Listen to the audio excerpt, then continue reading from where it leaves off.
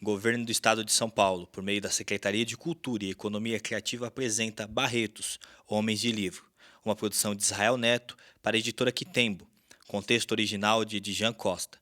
Participam desta audiosérie Edjan Costa, Taslim, Marcelo Bizar, Edson Santana, Fabiano Soares, Felipe Eugênio, Vinícius Terra, Isadora Escalante, Sabine Mendes, Marco Aurélio, Samuel Felipe. Preparação de voz, Adas Negro.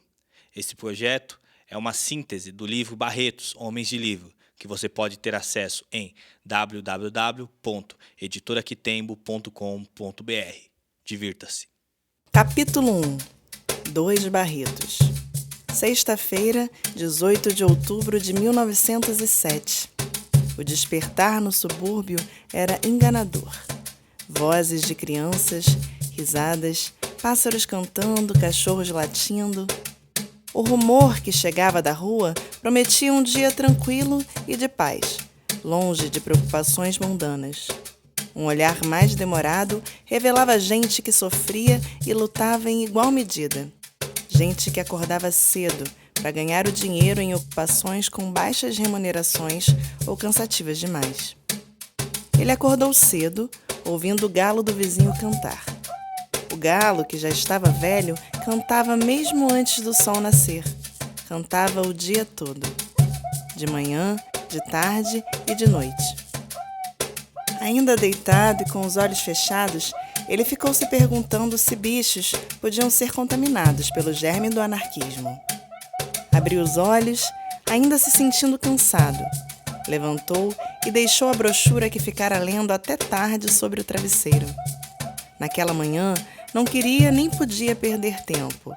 Se demorasse muito para sair de casa, corria o risco de desistir.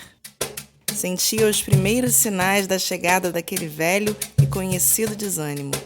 Aquela falta de vontade que às vezes o fazia só ficar sentado, olhando o nada.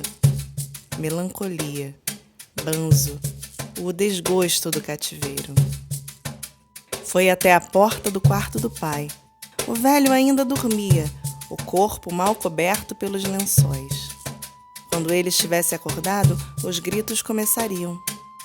Olhou para ele por um tempo, a mente em branco como as paredes do quarto. Quando o rosto do pai começou a mudar e se transformar em algo estranho, e ele teve a impressão de ouvir um som do zumbido, se afastou e foi lavar o rosto. Enquanto colocava o paletó, pegava o chapéu de palheta e dava um nó descuidado na gravata. Pensava em como Dostoiévski estava certo. Sofrer e chorar significa viver. O gosto amargo na boca espantou a vontade de tomar um gole de café antes de sair. Além disso, o açúcar tinha acabado no dia anterior. Não precisava de mais amargura para começar o dia. Já tinha de sobra. Ainda na cozinha, evitou olhar a garrafa de Paraty que estava parcialmente oculta pela moringa de água. Sabia que um gole só não seria o suficiente. Nunca era. Podia ter pedido para Evangelina não esquecer de passar na venda para comprar açúcar, mas não quis se despedir da irmã. Não queria que ela acordasse. Não queria interagir com ninguém. O desânimo também o afastou da vendinha onde costumava ler o jornal antes de pegar o bonde para a cidade. Já na rua, sentiu o vento quente. Procurou caminhar pelas sombras das árvores, respondendo aos cumprimentos dos vizinhos com monossílabos e sem manter contato visual. Ainda era cedo e o calor no subúrbio parecia infernal. Caminhando assim, de cabeça baixa e pelos cantos, a aba do chapéu de palheta sobre os olhos, Afonso Henriques de Lima Barreto evitava pensar na sua vida. Um vento agradável corria por entre as construções do centro. As pessoas já circulavam pelas ruas, ocupadas em seus afazeres e com suas vidas. Advogados de ternos escuros e chapéus coco, senhoras de vestidos rodados, mocinhas em grupos carregando livros, homens suados empurrando coisas pesadas, policiais vigiando e punindo. Paulo Barreto apoiou o peso na bengala enquanto observava os doces expostos na vitrine da Casa Colombo. Bombas de chocolate e creme, 1000 folhas, pastéis e queijadinhas o convidavam a entrar e tomar o segundo café da manhã do dia.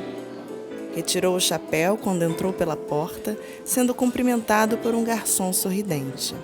Bom dia, senhor João do Rio. Ele deu um meio sorriso, fazendo um leve movimento com a cabeça. Entregou o chapéu e a bengala para o homem e olhou demoradamente o espelho de cristal com moldura de jacarandá na parede oposta, admirando sua própria figura. Bonjour. Está uma bela manhã, não? Notou que alguns olhos o acompanhavam.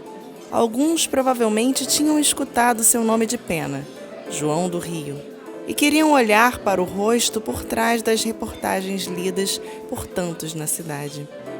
Alguns olhares eram de admiração, mas ele não ignorava os gerados pela inveja, pelo despeito e até pelo ódio. Deixou que eles apreciassem o espetáculo. Caminhou lentamente até uma das mesas no centro da confeitaria.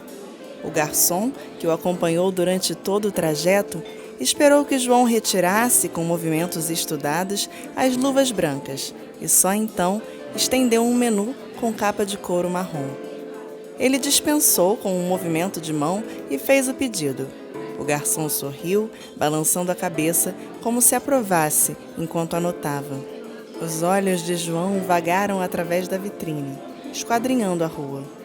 Ele gostava do luxo, mas também gostava da rua. Observava aquele mar de gente, cheio de histórias, cheio de segredos. Depois do café, mergulharia no meio daquela multidão, procurando assuntos para suas próximas reportagens na Gazeta de Notícias.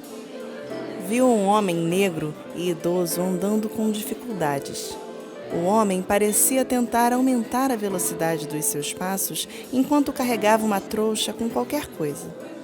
O motivo da pressa vinha logo atrás. Um policial uniformizado e grandalhão o acompanhava. Em uma das mãos cruzadas atrás das costas, um cacetete comprido, de madeira, balançava para lá e para cá. O policial de rosto carrancudo dizia alguma coisa para o homem. As mãos de Paulo Barreto se crisparam sob a mesa. O coração começou a bater com mais força e sentiu uma pontada na cabeça. Que cara é essa, Barreto? Nem comeu e não gostou? Está aí há muito tempo? Um jovem alto, de pele rosada, rosto bem barbeado e usando um terno cinza, se sentou na sua frente, ocultando a visão da rua. O tom azul da gravata combinava com a cor dos olhos do recém-chegado. Esaú, mon chéri. João sorriu ao ver o outro. Os olhos de Esaú o faziam se lembrar do mar de Ipanema. O mar o acalmava. Quando voltou a olhar a rua, o policial e o velho tinham sumido. Imaginei que te encontraria aqui. Eu precisava falar com você antes que sumisse pelas ruas da cidade. Não podia me esperar no Gazeta? Muitos abelhudos por lá. Eu vim fazer um convite. Na verdade, vim transmitir um convite. Ficou sabendo do comendador Lafayette? O fauno? O bode velho devasso? Pelo amor de Deus, fale baixo. Não se preocupe, mon chéri. O comendador é o típico homem que não tem inimigos, mas é intensamente odiado por seus amigos. O que tem o digníssimo comendador? Ele vai oferecer uma recepção no palacete dele em Laranjeiras amanhã. Soube que os figurões estão na cidade. Gente importante pelo que eu ouvi. Um deles tem até título de barão. Não me impressiona. Algum tempo atrás, títulos de nobreza eram distribuídos para quem pudesse pagar. E fiquei sabendo dessa recepção por alto, mas não fui convidado. Pois esse tal barão ficou muito impressionado com a sua série sobre as religiões do Rio e pediu sua presença na recepção. E quem não ficou? Um fã, então? Um fã muito influente. Influente a ponto de convencer o comendador a te convidar. Isso pede uma comemoração, não? Mais tarde.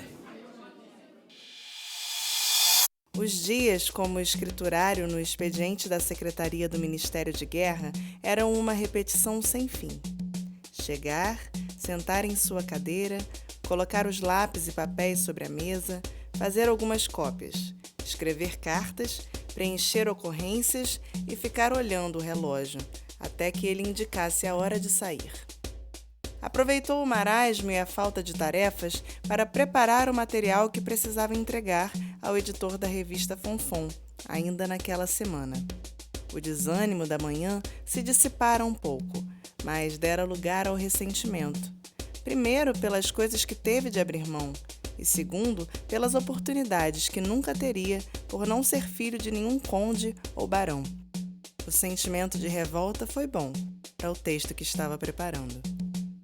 Já eram 3 da tarde quando saiu do trabalho. O ressentimento se transformara em raiva pouco antes das 2. Um apadrinhado político qualquer visitou a repartição e queria ser tratado como um rei. Deu ordens aqui e ali, solicitou algumas minutas antigas e quando tentou fazer com que Lima copiasse algumas ocorrências velhas, as coisas desandaram. Lima disse que preferia apontar seus lápis até que virassem cotocos.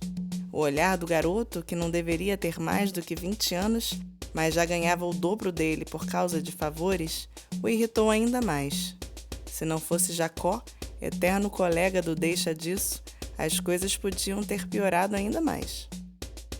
O mau humor era tanto que Lima dispensou o encontro com os amigos no Café Papagaio, na Rua do Ouvidor, onde discutiam literatura enquanto afogavam as mágoas com cerveja e aguardente. Só pensava na maneira como o garoto o olhara. Provavelmente se achando superior por ter a pele mais clara. Era o mesmo olhar que encontrara tantas vezes quando fazia engenharia na escola politécnica.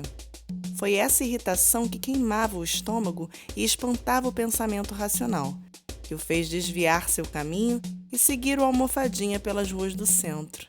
E o mesmo sentimento o levou a entrar no restaurante francês. Ele caminhava para pegar o bonde quando o viu. Viu o rosto redondo que desprezava com todas as forças. O tal estava vestido com a mesma pompa exagerada de sempre. O chapéu coco marrom, o terno de 3 peças da mesma cor, as luvas brancas. Pensou em emparelhar com o Almofadinha e dizer-lhe algumas verdades no meio da rua mesmo. O plano mudou quando ele entrou no restaurante. O maître do lugar, um homem de rosto jovem e cabelos brancos, deu um passo para frente quando o viu se aproximar. Provavelmente para tentar barrar sua entrada. Que argumento o homem usaria para impedir sua entrada? Que suas roupas não eram adequadas ao local? Que sua pele não era clara o suficiente? A raiva só o fazia se sentir mais forte. Nada era capaz de ficar no seu caminho. Lima Barreto gingou as pernas velozmente e caminhou até onde o Almofadinha estava sentado, uma mesa em um dos reservados do restaurante. Pensou em ocupar a mesa do lado, mas não seria afronta o suficiente. Puxou a cadeira e se sentou sem dizer uma palavra. O Almofadinha o encarou por alguns segundos, o guardanapo suspenso no ar, quase como uma bandeira branca. Depois, terminou de colocar o guardanapo no colo e pousou as mãos cruzadas sobre a mesa. Messier Lima Barreto. Meu caro Paulo Barreto. João olhou para o chapéu, depois para Lima. Os dois se encararam em silêncio por alguns segundos. Desculpe. Acho que prefere ser chamado de João do Rio, não? Eu, sinceramente, prefiro Godofredo de Alencar. Tem mais sonoridade. Ou aquele outro, como era mesmo? Sim, Máscara Negra. Não seja ridículo. O senhor tem tantos nomes de pena quanto eu. A diferença é que o meu é conhecido. Eu imagino que o senhor esteja com tempo de sobra para se ocupar com coisas pequenas e vir aqui me perturbar. Eu, por outro lado, estou um pouco... Não se preocupe, não vou demorar. Vejo que o senhor passou boa parte do dia andando pelas ruas do centro, provavelmente na praia de Santa Luzia. Ainda não foi à redação da Gazeta, mas pretende passar por lá hoje, mesmo que não se demore.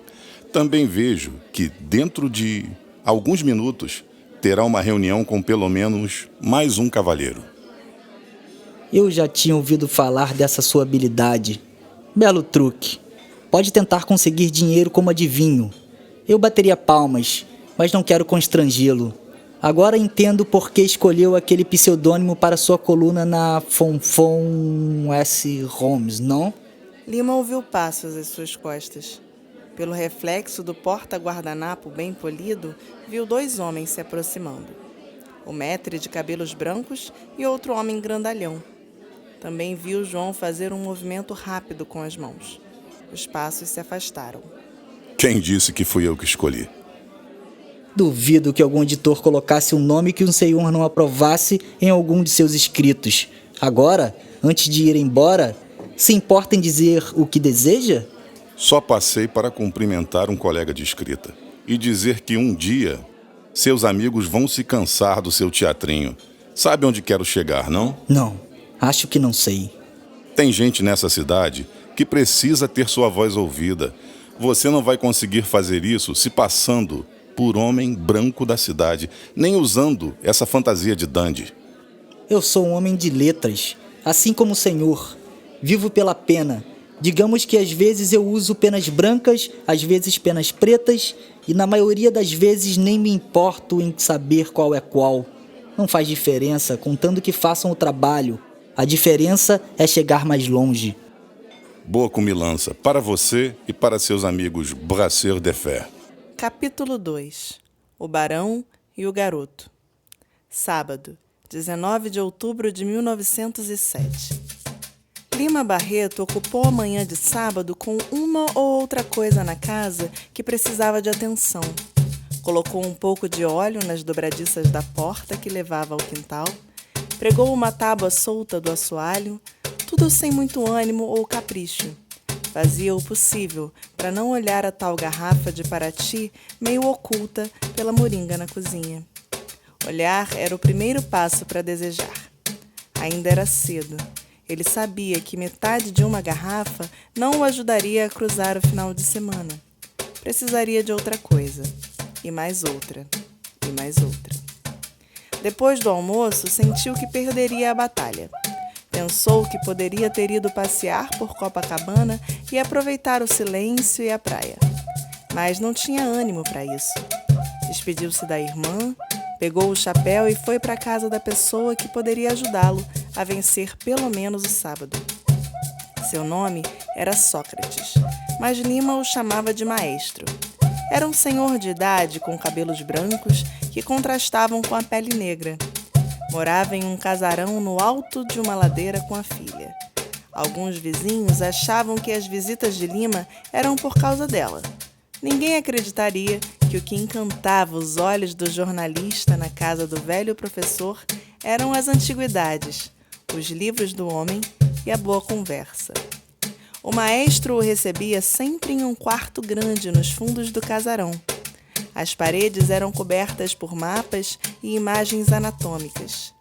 Móveis dividiam o espaço com estatuetas entalhadas em madeira, máscaras de carnaval, chapéus velhos, instrumentos musicais. Estantes com livros e anotações soltas pareciam brotar do chão, e até as cadeiras da sala eram ocupadas por encadernações antigas, brochuras e compêndios de capas duras. Uma mistura de biblioteca, museu e depósito. Os dois ficavam horas e horas folheando edições antigas e discutindo literatura e curiosidades. Depois, acabavam falando sobre seus dissabores e os problemas do mundo. Era o que Lima precisava. Estavam perto da janela que dava para o quintal dos fundos. O maestro acomodado em sua poltrona velha, Lima acocorado sobre um baú. Pouco antes do pôr do sol, quando chegava a hora de se despedirem, o maestro mostrou um livro para Lima. O Cão dos Baskerville. Não sei se o senhor já leu esse. Quando o senhor me mostra esse livro, está esperando que eu me lembre dos 2 outros que eu levei para casa alguns meses atrás e ainda não devolvi. Isso é adivinhação ou dedução? Essa foi meio óbvia, maestro. O livro estava separado ao alcance da sua mão desde que eu cheguei. O senhor olhou para ele pelo menos 2 vezes, geralmente quando a conversa estava mudando de rumo. Você é prodígio. Por que não larga um funcionalismo público e vira consultor como Holmes? Lima sabia um pouco sobre a vida do maestro. Sabia que tinha sido escravo de ganho na juventude e que depois da alforria caíra nas graças de um velho mestre-escola, sem parentes, e que se dedicou a ensiná-lo a ler e escrever. Quando morreu, o velho mestre-escola deixou todas as suas posses para o maestro. O senhor sabe a resposta, maestro. Um homem branco que deduz é um gênio. Eu, com minha pele cor de azeitona, se me meter a deduzir coisas por aí, vou ser chamado de bruxo, adivinho, feiticeiro, quem sabe? Você é que faz as deduções, meu caro amigo. Mas eu posso dizer o seguinte: independente de como o chamem, se bruxo ou consultor, no fim da história o que importa é o que você faz. Com o cair da noite, o vento que chegava pela enseada de Botafogo trouxe o frio para a Rua das Laranjeiras. João do Rio ficou satisfeito. Se fosse uma noite quente, as luvas avermelhadas de couro seriam um incômodo. E elas davam o toque que faltava à roupa escolhida para a festa. O colete cereja fazia um par harmonioso com a sobrecasaca preta. O chapéu de feltro vermelho combinava com as luvas. Ele preferia a liberdade de poder escolher suas roupas do que a semi-formalidade, sem imaginação dos encontros que exigiam o tuxido. A escolha das roupas também era uma forma de manifestação artística. Ao descer do Tilbury, já pressentia que seria um dos centros das atenções daquela recepção. E aconteceu como ele esperava. Ao entrar no salão principal do casarão do comendador, vários rostos se voltaram. Muitos não esperavam vê-lo ali. Depois de entregar o chapéu e a sobrecasaca a um dos serviçais do palacete, circulou pelo local, cumprimentando de perto os desafetos declarados e de longe os conhecidos mais chegados. Já estava no evento há mais de meia hora quando viu Esaú se aproximando. Estava acompanhado de um homem de cavanhaque vermelho e calvície precoce. Usava um discreto terno preto de 2 peças, bem justo ao corpo. O homem de cavanhaque falou primeiro. Estávamos comentando sobre o senhor agora há pouco. O barão não fala de outra coisa desde que chegamos ao Rio que não seja conhecê-lo. É sempre bom conhecer alguém que goste do que eu escrevo. Permita-me que os apresente. Esse é o médico da família do barão. Como vai? Espero que estejam gostando da cidade. É a primeira vez que nos visitam? O barão sim, eu não. Minha família tinha algumas propriedades nos subúrbios e arrabaldes. Bom, antes das coisas mudarem, mas dessa vez devemos nos demorar mais. Muitos assuntos para resolver. E onde está o barão?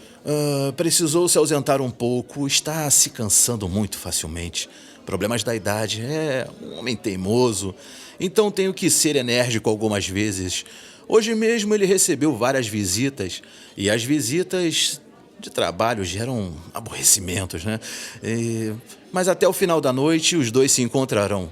Com licença. O doutor se afastou e foi conversar com um garoto de 15 anos, que usava um terno azul marinho com um cravo branco na lapela. Enquanto escutava, o garoto manteve os olhos fixos em João. Um garçom de fraque vermelho serviu uma taça com uma bebida transparente ao jornalista. E onde está o comendador? Agarrado com alguma garota com idade para ser neta dele em algum canto da casa. Ele vai acabar morrendo do coração e com as calças arriadas. Não procure saber. Aproveite a festa e as companhias amigáveis. Depois do jantar, Lima tentou se concentrar na leitura do livro, que pegara emprestado com o professor. Mas a leitura não estava fluindo, e ele teve que recomeçar um parágrafo ou até uma página várias vezes. Já estava quase desistindo quando escutou o som de palmas no portão. A irmã, que cerzia algumas camisas do pai, levantou-se e olhou pela janela, afastando as cortinas. Evangelina! É a dona Tides. Ela e o seu Ernesto estão no portão. Mas tão tarde? Lima, ainda não são nem 7 da noite. Pai está quieto hoje. Lima não respondeu. Abriu a porta e saiu para o quintal, sentindo o vento frio da noite e o cheiro forte de fumaça. Algum vizinho resolvera queimar o lixo. Enquanto se aproximava do portão, pensou que o pai realmente andava quieto demais nos últimos dias. O silêncio era um mentiroso. Fazia esquecer a enfermidade, a loucura. Boa noite, seu Ernesto. Boa noite, dona Matilda. Boa noite, Dr. Lima. O homem tirou o chapéu velho de palha que usava. Lima ficou constrangido diante daquele gesto, mas ainda com o doutor que o homem usara. O velho Ernesto tinha as mãos sujas de fuligem, mas trocara de camisa. Provavelmente queria causar uma boa impressão, mas teve que se arrumar às pressas. As casas dos botões estavam trocadas. Não sou doutor, senhor Ernesto. Em matéria de sabedoria, os senhores são mais doutos do que eu. Entrem, por favor. Desculpe vir tomar o tempo do senhor. Eu é que insisti. O Ernesto queria vir amanhã de manhã. O que houve? É o Quinzinho, seu Lima. Ele anda estranho. Lima não conhecia bem Quinzinho. Só sabia que, de vez em quando, o garoto trabalhava com o avô, ajudando a carregar ou entregar carvão pela vizinhança. A gente queria que o senhor falasse com ele. Conversasse um bocadinho só, mas conversasse sério. O que aconteceu? Quinzinho anda sumido, seu Lima. Ele às vezes fica o dia inteiro sem aparecer em casa, nem para almoçar. Só volta tarde da noite. E teve uns 2 dias que nem em casa ele dormiu. Em outubro e dezembro, o último. Os senhores falaram com os outros meninos da rua? Os colegas dele? Falamos com Zeca, filho da dona Felizmina. Ele disse que o Quinzinho estava andando com os garotos de outro bairro, uns garotos mais velhos. Lima ficou em silêncio por alguns segundos. Abandonar os amigos de sempre e começar a andar com garotos mais velhos podia significar um monte de coisas. Sua mente tinha escolhido se concentrar nas ruins. E ele tem aparecido com alguma coisa diferente? Coisas que não são dele, ou dinheiro? Não. Ele sabe que toma uma coça se fizer isso. Minha família tem assassino, mas não tem ladrão não, senhor. Bom, tem os papéis. Ele apareceu com os papéis, né? Papéis? Uns papéis meio velhos, cheios de garrancho. Uns parece que saíram do lixo. Outros têm umas anotações esquisitas. Alguns dele mesmo. Ele que faz as letras. Isso diz ele, mulher. Ele está em casa? Posso ir lá agora mesmo. Ainda não apareceu.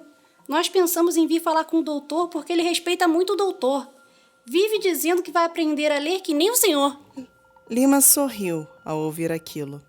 Pelo menos alguém o via como um bom exemplo, mesmo que o garoto estivesse enganado. O rosto rechonchudo e a voz de João do Rio voltaram à sua mente e ele tentou afastar os dois. Hoje, quando ele voltar, mesmo que seja tarde, podem vir aqui me chamar. Eu fico acordado até tarde pensando na vida. Não tenho muito no que pensar, mas penso mesmo assim. Sou teimoso. Eu converso com ele, sim. Tem muita gente ruim por aí nesse mundo. Lima ficou no portão vendo os dois se afastarem. Quando voltou para casa, o pai ainda estava em silêncio. Por volta de meia-noite, alguns dos convidados já tinham se retirado da recepção. A menor quantidade de pessoas no amplo salão de música decorado por bustos gregos e ânforas em nichos nas paredes transformou a interação dos presentes em conversas mais íntimas. Um homem miúdo, com uma jovem loura ao lado, tocava uma sonata de Chopin no piano de cauda. Alguns casais conversavam perto demais. Um homem de óculos redondos bebia solitariamente em um dos cantos da sala. Sentado em um divã de couro negro perto de um dos janelões da sala, João conversava com um homem grandalhão, careca, de bigodes vastos e com uma cicatriz feia em forma de meia-lua na bochecha esquerda. O homem equilibrava um copo na mão enquanto gargalhava, despertando a atenção de alguns convidados. Um ou outro observava a cena com rápidos olhares de desaprovação, mas aqueles que sabiam quem era aquele homem tentavam evitar que o julgamento aparecesse em seus rostos. O delegado Leopoldo Vidigal era um homem que gostava de rir. Geralmente, quando se encontrava com João do Rio, o homem da lei dava boas risadas, ouvindo as histórias e causos do repórter. Às vezes, o rosto ficava tão vermelho que ele parecia prestes a explodir. Com certeza, a sua profissão é mais divertida do que a minha. O que eu não daria para ver a cara do homem que vendeu a galinha? De vez em quando eu vejo muita coisa triste também. E coisas feias.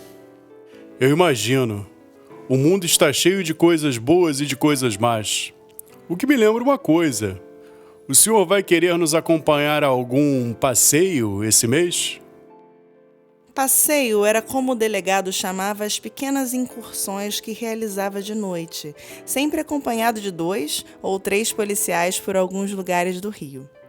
Na lista estavam casas de ópio, estalagens, prostíbulos, locais de rinha de galo. Em resumo, os lugares mais sórdidos e perigosos do Rio. Não sei, meu amigo. Ando muito ocupado. Além disso, o último ainda não me saiu da cabeça. Ainda impressionado com aquilo? Infelizmente, são ossos do ofício. Eu também preferiria ficar em casa com minha digníssima esposa, dormindo ou lendo, ou jogando carta com amigos. Mas foi o trabalho que eu escolhi fazer. E só quero continuar fazendo ele muito bem. O senhor entende. Mas é bom que a experiência tenha feito isso ao senhor. Cautela e medo são irmãs. É melhor ficar longe de certos lugares, ainda mais sozinho. Semana passada mesmo eu perdi um homem lá pelos lados da saúde. Morto? Apunhalado em uma emboscada. Deixou 3 filhos e a mulher chorando em casa. Capoeiras do inferno. Esses sujos agora não respeitam nem a polícia. Pior do que eles, só os negros com suas macumbarias. Se quiser ir a algum desses lugares mais perigosos buscar inspiração, me procure antes. Eu odiaria perder um amigo. João balançou a cabeça e agradeceu. Os olhos do delegado se fixaram em um ponto sobre o ombro de João. O jornalista se virou e viu um rapaz de cabelos amarelados e nariz pontudo usando um terno azul se aproximando. Quando viu o cravo na lapela, percebeu que era o rapaz que estava conversando com o doutor mais cedo. O rapaz entregou um papel para João. Era uma mensagem curta do doutor Calixto pedindo que ele acompanhasse o jovem. João se despediu do delegado, pousando a mão em seu ombro. No topo das escadas, Coriolano o esperava. Obrigado, Petrônio. O rapaz exibiu os dentes em um arremedo de sorriso e se afastou. João notou que um dos caninos era feito de ouro. O gabinete estava à meia luz. As cadeiras com braços de jacarandá tinham estofamento acolchoado cor marfim, que combinava com a pintura branca das paredes. Violetas brancas que pareciam ter sido colhidas naquele mesmo dia estavam em vasos dourados espalhados pelo aposento. Enquanto entrava, João do Rio imaginou que podia estar chegando ao paraíso. O doutor entrou logo atrás e fechou a porta. Passou por ele e foi se colocar de pé ao lado do homem que os esperava, sentado atrás de uma mesa gigantesca de cedro. O jornalista se aproximou da mesa e sentou em uma das cadeiras. O único som da sala, até ele se acomodar, foi o tic-taquear do relógio de pé. O grande Paulo Barreto, ou melhor, João do Rio. Ele deveria ter mais de 60 anos. A barba branca, cheia e bem aparada, o fazia parecer como um velho sábio. Os olhos, por outro lado, eram pequenos e astutos, parecidos com os de uma cobra.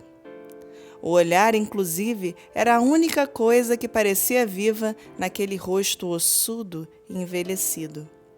Na testa, do olho esquerdo até o alto da cabeça, havia uma mancha escarlate. A marca de nascença parecia as raízes de uma árvore. Acompanho seu trabalho desde que o senhor realizou aquelas reportagens sobre religião aqui no Rio. Só um homem especial consegue perceber o que o senhor encontrou e ter coragem para contar depois. Nem todas as visitas foram prazerosas. Posso garantir ao senhor. Mas o resultado me agradou, assim como o valor que ganhei com a venda dos livros. Não chamei o senhor aqui para escutar o senhor contando vantagens. Não preciso ouvir esse tipo de coisa. Não de um desconhecido na minha cidade. Adieu. Espere, Sr. João do Rio. Não foi a intenção do barão ofendê-lo, apenas ser direto. O senhor é o único homem nessa cidade capaz de ouvir a minha proposta. Ela envolve algo que poucos homens já viram. João do Rio parou com a mão sobre a maçaneta. Depois se virou um pouco. Sabia que seu rosto estava carrancudo e fez questão de que permanecesse assim. Sente-se, por favor. Eu escuto de pé. É bom saber que, além de ser um bom jornalista, também tem brios. Isso me agrada. Isso me agrada muito. Preciso do senhor para resolver um determinado assunto. Muito bem. Evangelina já tinha deitado e os sons da rua diminuíram. De vez em quando um cachorro latia ou a voz de alguém vinha da rua, mas basicamente era isso. Os moradores das casas ao redor já dormiam.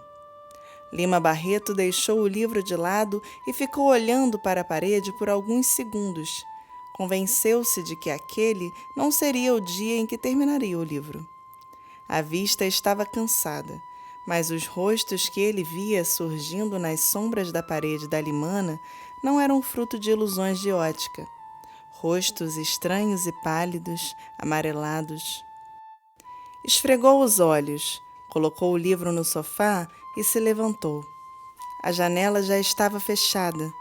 Tentou imaginar o céu, as nuvens, as estrelas, mas não conseguiu. Sentia o desânimo chegando de novo. Sempre que ele aparecia, tinha dificuldades para imaginar as coisas. O desânimo matava a imaginação, matava as ilusões. Era como se fosse empurrado para o copo, para a garrafa. Era como mergulhar em um rio e submergir mais e mais, sempre querendo colocar a mão no fundo do rio, e o fundo ficando cada vez mais distante, até o dia em que ele não conseguisse voltar à superfície e morreria. Eu devia ter jogado aquele resto de pinga fora. Se pegar a garrafa, não vai ser assim que a história vai terminar. Por que não experimenta? Quem respondeu foi a voz zumbido. Ela sempre estava por perto nas piores horas. A voz zumbido insistiu um pouco mais para que ele pegasse a garrafa e acabasse com ela. Lima ignorou. Foi até o quarto onde o pai dormia. O cheiro de suor de gente doente ardeu suas narinas, mas já era uma mudança. Ouviu o som forte dos roncos e se aproximou da cama. O pai dormia de lado, a boca aberta. O rosto meio escurecido pela barba que crescia devagar. Estava na hora de chamar o barbeiro. Era ruim quando ele gritava, mas pelo menos era algo que ocupava a cabeça. O medo era seu companheiro desde pequeno. O medo e o pensamento em suicídio. Quando olhava o pai, o louco da rua, ficava pensando em como seria estar preso em uma mente perturbada. Pensava se seria possível perceber a aproximação da loucura e, por fim, a vida antes que ela se estabelecesse completamente. Pensava em como podia fazer isso. Talvez se jogar na frente do bonde ou do trem. Podia tentar conseguir uma arma com um colega, mas tudo seriam aborrecimentos para os outros. Faria com que outras pessoas se atrasassem para o trabalho enquanto esperavam seu corpo ser removido da linha férrea. Ou encrecaria o amigo dono da arma, que depois teria que dar explicações para a polícia. Que diabos é essa ideia de se preocupar com os outros? A morte é minha. O som de sua voz no silêncio do quarto fez o pai parar de roncar. Lima ficou olhando, esperando que ele fosse começar a gritar, mas o pai só virou de barriga para cima e passou a ressonar baixinho. Saiu do quarto do pai e foi para o seu. Deitou-se sem se cobrir e ficou encarando a parede. Fechou os olhos quando começou a rever os rostos. Mesmo assim, de olhos fechados, o sono demorou a chegar. Antes de dormir, decidiu que pediria para Evangelina se livrar da garrafa no dia seguinte. Uma copeira de traços asiáticos, vestindo um uniforme preto e branco, entrou no gabinete. Trazia uma bandeja prateada com uma bebida bege em uma garrafa quadrada e 2 pequenos cálices de base oval. Depois de colocar a bandeja em um aparador, a mulher saiu silenciosa como um fantasma. Assim que a porta se fechou, o doutor serviu as bebidas. Passou um para João do Rio e entregou o outro para o velho barão. O velho tomou o conteúdo do cálice com um único gole. O doutor serviu o segundo copo. João do Rio aproximou o copo do nariz lentamente, inspirou e só depois bebericou. O senhor, como homem de livros, tem conhecimento de que eles são ao mesmo tempo maravilhosos e perigosos. A vida de um homem é frágil, termina como um estalar dos dedos, mas silenciar vários homens que creem e que têm suas crenças em livros não erra. O velho bebeu o conteúdo do segundo cálice. O doutor serviu uma terceira, avisando que aquela era o suficiente. Dessa vez o copo ficou esquecido. O velho olhou alguns papéis que estavam sobre a mesa e depois disse: O senhor já ouviu falar no nome de Stanislas de Guaita? Marie-Victor Stanislas de Guaita, poeta francês, membro da Rosa Cruz e ensaísta do culto. No ano de 1897, no mesmo da sua morte, os herdeiros de Stanislas foram encarregados de destruir manuscritos inéditos do poeta. Manuscritos que falavam sobre magia negra. A pena, caso não cumprissem, era a morte. A história está repleta de acontecimentos semelhantes. O livro de Thoth foi destruído em 360 a.C. O Der Vermes Mysteries teria sido queimado junto com seu autor, Ludwig Prim, no século XV. O manuscrito completo do Steganografie foi destruído pelo fogo no século XVI. Da mesma forma, cópias do Al-Azif também foram queimadas na época da atuação do Tribunal do Santo Ofício. Pessoas foram queimadas também. Acho que o senhor não prestou atenção nessa parte. As ideias perigosas contidas nesses tomos não desapareceram. Queimar o livro ou matar um fiel não silenciam os que creem, não silenciam os que acreditam nessas ideias. Por volta do século XVI, um padre português, depois de escapar de um naufrágio na costa do Brasil, foi acolhido por um grupo de silvícolas. Durante sua estadia com esse grupo, ele escreveu um manuscrito que depois seria encadernado e transformado em um tomo. Esse livro específico tem algumas ideias bastante curiosas. Por motivos do destino, esse livro chegou ao meu poder alguns anos atrás. Esse livro foi furtado por um homem que já foi da minha confiança. Um homem que eu creio como um filho, mas que traiu a minha boa-fé. Sabe, senhor João do Rio, existem muitos tipos de cobiças que movem os homens. Algumas são resolvidas com montanhas de ouro, outras com áreas grandes de terra, outras com conhecimentos que deveriam ser para poucos. Esse homem está nessa cidade. Ele foi consumido por ideias de messianismo e fervor religioso, mas não é nenhuma religião que o senhor já tenha encontrado. Como uma espécie de Hassani Saba tropical? Recrutando um grupo de rachinchins? O senhor é um homem que entende a importância dos livros. Já percorreu todos os cantos dessa cidade, tendo contato com religiões que os demais ignoram.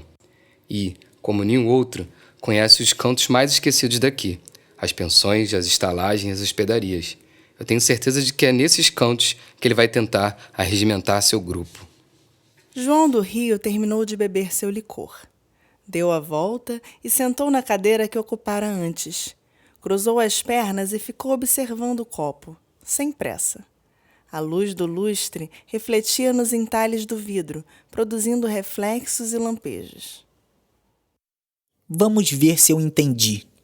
Um homem roubou um livro que pertencia ao Senhor. O Senhor acredita que ele se considera um Messias e que ele está em algum cortiço formando sua própria seita. Por que não procurou a polícia? Ou contratou alguém que faça trabalho de investigação? O barão gostaria de manter toda essa situação em sigilo. Não preciso de homens fardados chutando portas, batendo em miseráveis e fazendo alarde. Preciso de alguém que pense como literato, mas que não pense somente dentro de um gabinete. João estava achando tudo aquilo muito divertido. Talvez o velho tivesse algum tipo de mania ou um pé na loucura. Olhou para o médico, tentando captar alguma coisa que indicasse que aquilo era uma brincadeira ou uma manifestação de doença mental. Eu sei que o senhor tem uma situação econômica confortável, então não vou tentar convencê-lo oferecendo apenas dinheiro. Gostaria de oferecer algo a mais. Estou ouvindo. Esse livro é uma peça única, provavelmente o primeiro produzido nesse solo. Imagine ser um dos poucos homens vivos a terem contato com ele. Preciso saber uma coisa antes. O que o senhor pretende com o livro? Queimá-lo? Eu nunca destruirei um livro. Eu acho que o senhor me forneceu poucas informações até agora. Não posso me comprometer a achar algo com informações tão vagas. O nome do homem é Lázaro Caleb. Ele usa uma barba negra e comprida, uma barba nazareno. Fala como um homem bem educado, mas não depende de luxos para sobreviver. Ele ficou um período na região de fronteira com a Bolívia, junto com uma missão religiosa, e tem uma marca notável. Possui 6 dedos na mão esquerda. Aqui dentro o senhor vai encontrar informações que lhe passei e outras que irão ajudá-lo.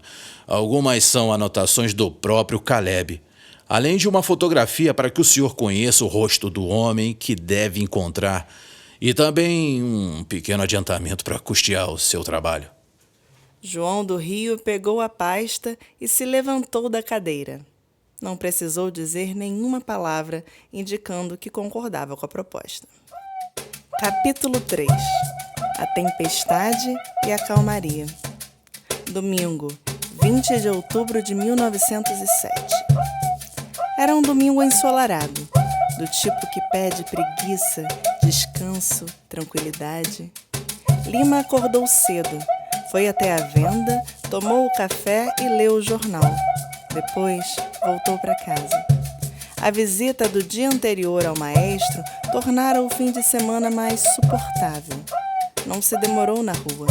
Pensava nos livros que pegara emprestado com um amigo e se sentia animado para ler. Um domingo de leitura e descanso fariam maravilhas pelo seu humor. Afastaria o pensamento do dinheiro que parecia nunca ter o suficiente, da solidão da vida, dos planos que não se concretizavam. Leu um pouco, depois foi para a janela da casa. Gostava de observar os vizinhos caminhando na direção da igreja. As roupas que só saíam para passear aos domingos davam à rua do subúrbio um tom estranho. Uma mistura de paisagem artificial com naturalidade forçada. Pareciam atores interpretando personagens que só durariam até que o sino da igreja batesse indicando meio-dia. Vou à igreja, Lima. Quer ir também? Você sabe a resposta. Não custa tentar. Bom, se você acha isso. Além do mais, a Chica ainda não chegou. Não posso deixar o pai sozinho. Estavam caminhando para o quintal com o Dostoiévski sob o braço quando o pai começou a gritar. Como sempre acontecia, ele se assustou. Em um momento, a casa era silêncio puro. No outro, os gritos ecoavam pelos corredores. Largou o livro e foi até o quarto. Deitado na cama, o pai gritava e se debatia, os olhos fixos na janela. Lima ficou junto do pai até que ele parasse de gritar, o que só foi acontecer no momento em que Evangelina voltava da igreja. João do Rio acordou pouco antes do meio-dia. Depois da reunião com o barão, ele, Esaú e outros 2 conhecidos perambularam pela noite em lugares que só se tornavam interessantes depois de 1 da manhã. Terminou a noite caminhando com Esaú pela areia de Ipanema. Os casarões silenciosos e o som do vento nas árvores eram tudo que precisava. E como foi o encontro com o barão? Vai saber quando chegar a hora, mon chéri. Agora, deitado olhando o teto do quarto, João pensava nas implicações do que aceitara fazer. Achar um homem no meio dos cortiços do Rio de Janeiro. Um homem com 6 dedos. Levantou da cama e ficou pensando por onde começar. Depois olhou pela janela e viu o céu azul. Decidiu que algumas coisas poderiam esperar. O Deus do ócio pedia sua atenção. Capítulo 4. Coisas de criança. Segunda-feira, 21 de outubro de 1907. Os dias eram uma repetição atroz. Lima Barreto acordou ouvindo o galo cantando, lavou o rosto e colocou o café no copo. O pai voltara a ficar quieto. A irmã comprara açúcar. Olhou pela janela, bebericando o café, enquanto observava as nuvens grandes e escuras que se aproximavam. Beber café de pé atrás, notícia ruim. Tinha acabado de sair de casa quando se lembrou de Quinzinho. Os avós não tinham aparecido. Caminhou devagar, olhando crianças que brincavam com bolas de gude em um beco. Parou, as mãos nos bolsos da calça, a mente ocupada em avaliar o que deveria fazer. Fez meia volta. Entrou por uma viela e subiu uma ladeira curta. A casa de Quinzinho era uma meia-água nos fundos de um quintal cercado por um muro baixo pintado de branco. Uma mangueira antiga mantinha metade do quintal na sombra. O cachorro, cor de caramelo, que patrulhava o lugar, começou a latir assim que ele parou no portão e se preparava para chamar pelos moradores. Lima abaixou-se, estendendo a mão para o cachorro. O animal a cheirou, balançando a cauda. Depois, latiu mais uma vez e se afastou. Uma menina de 3 anos, descalça e com os cabelos presos por fitas, apareceu na porta. A menina correu para dentro de casa e, segundos depois, Dona Tilde aparecia na porta. A menina seguiu agarrada em suas pernas e com o rosto escondido na saia de chita da mulher. Doutor Lima. Dona Tilde tinha o rosto cansado e os olhos vermelhos. Na preocupação de cuidar do marido e pensar no neto sumido, ela se esquecia de cuidar de si mesma. O nosso menino não voltou. O Ernesto nem dormiu essa noite preocupado. Lima Barreto sentiu os maxilares trincarem. Considerou que a melhor coisa a fazer naquela situação era se concentrar em pontos objetivos. Por isso, pulou as frases feitas de apoio e compaixão e tentou ser direto. Os papéis que a senhora mencionou ontem, eu gostaria de vê-los. A casa era constituída por 3 cômodos, repleta de móveis consertados ou feitos em casa.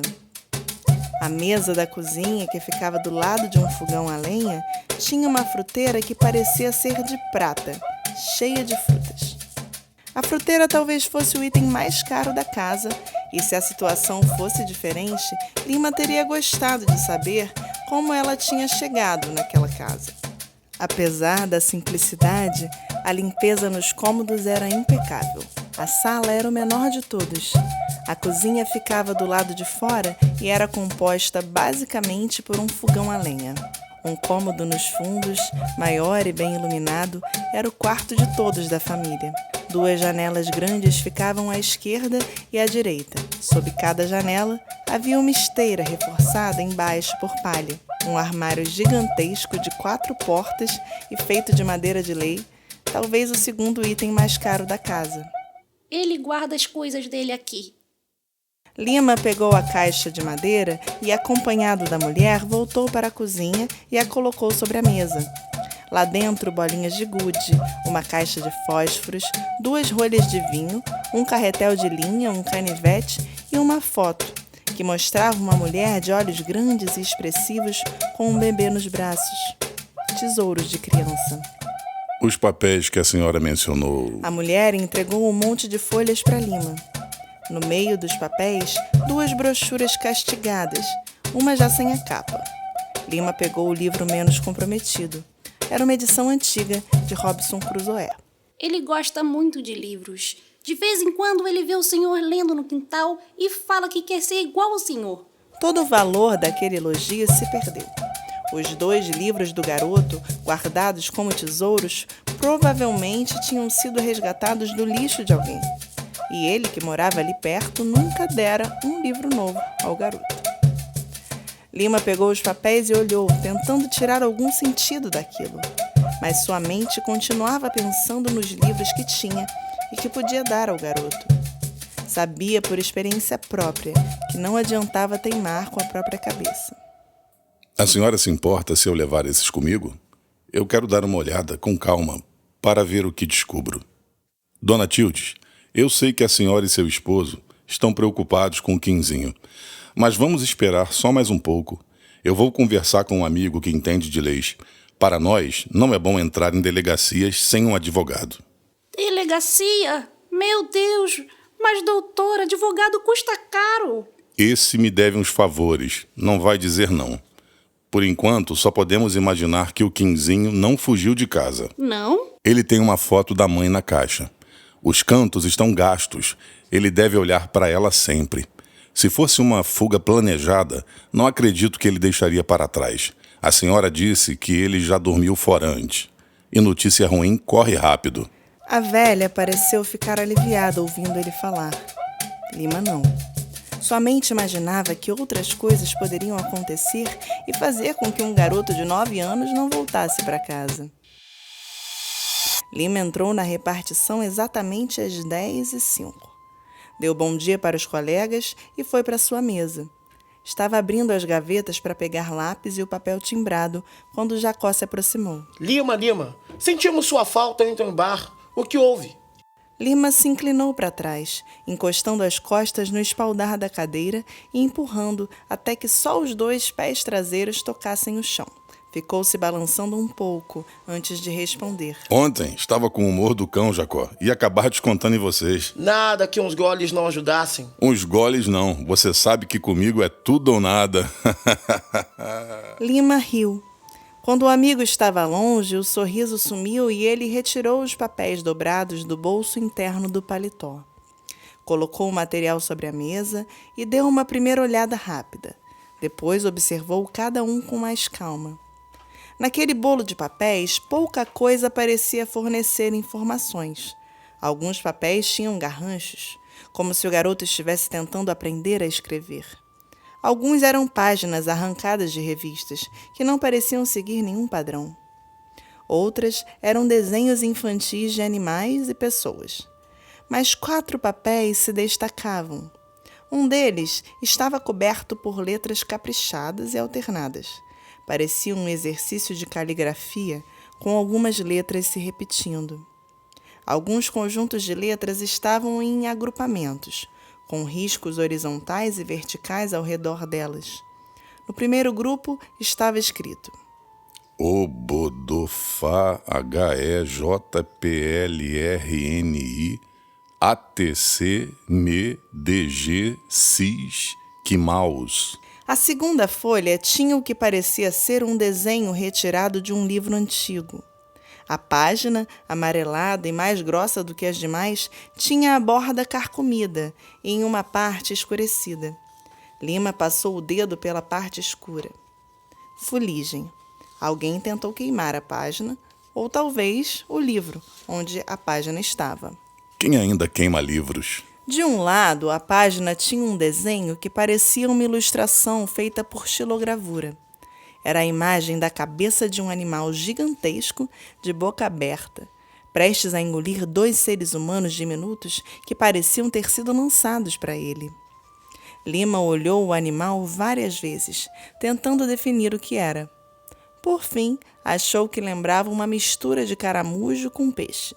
O lado oposto ao do desenho estava em branco. O terceiro papel era uma série de espirais de vários tipos cobrindo o papel. Algumas eram irregulares, outras tinham detalhes serrilhados ao longo da linha, parecidos com pernas de baratas. Algumas eram compostas por mais de uma espiral concêntrica. Os detalhes irregulares lembravam tentáculos de um único animal. O quarto papel parecia ser o fragmento de uma oração. Em uma caligrafia bem feita, quase desenhada, haviam as palavras: Seu confidente, o anjo mau em meu auxílio, para se apoderar do meu espírito e vida, juntamente com a pessoa que desejo fazer o mal. Lima revirou o papel. No verso havia uma anotação com a mesma caligrafia bonita. Parecia ser uma frase cifrada. Q7, T11, CB. Que porcaria de frase mais esquisita. Que isso, Lima? Carta romântica de admiradora? Lima levantou os olhos e viu Homero, o guarda-livros, parado perto dele. Trazia alguns papéis para Lima. preciso que você veja isso aqui. Homero se aproximou, colocando uma resma de papel sobre a mesa, enquanto Lima guardava os papéis em uma gaveta.